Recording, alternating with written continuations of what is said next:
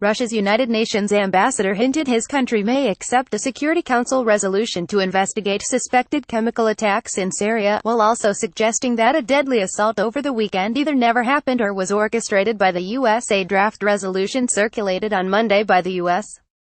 would set up a new body to investigate chemical weapons attacks like the one it says occurred over the weekend in Douma, near Damascus. Rescue workers say dozens of civilians were killed there. The draft resolution would give UN Secretary-General Antonio Guterres 30 days to pull together the body and urge Syria to cooperate. Of course, we need to get to the bottom of what is taking place, however. We need to do so in an honest way. Russia's ambassador, Vasily Nebenzia, told the council, indicating a willingness to accept a Swedish proposal for a narrower inquiry into what happened in Douma. Earlier Monday, President Donald Trump said he'll decide within 2 days on possible American retaliation against Syria for the attack.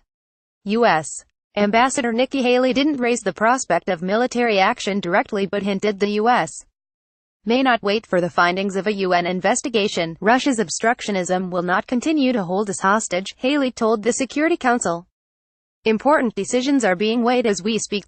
Can the world do anything to stop chemical weapons?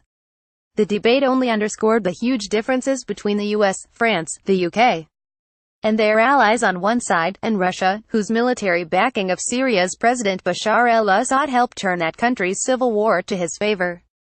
Nebenzia argued before the Security Council that investigators had found no evidence of an attack, and that there was evidence that the U.S. was training fighters to conduct just such attacks to create the pretext for a military operation.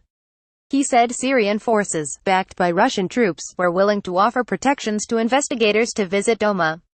I call upon those who will speak against me slandering the regime to proceed from the presence that there was no chemical attack, Nebenzia said, adding later that the footage that was shown was clearly staged. Nebenzia's remarks were sharply criticized by other diplomats on the council.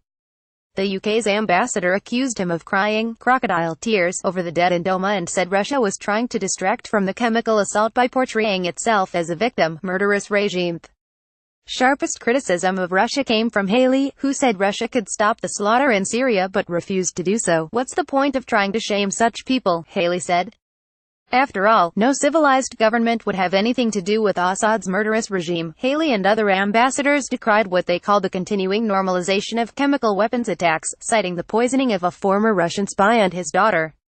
In Britain, the assassination in Malaysia of a half-brother of North Korean leader Kim Jong-un, and the continuing attacks in Syria, the stakes revolving around this recent attack are extremely grave. France's UN ambassador François Delattre said.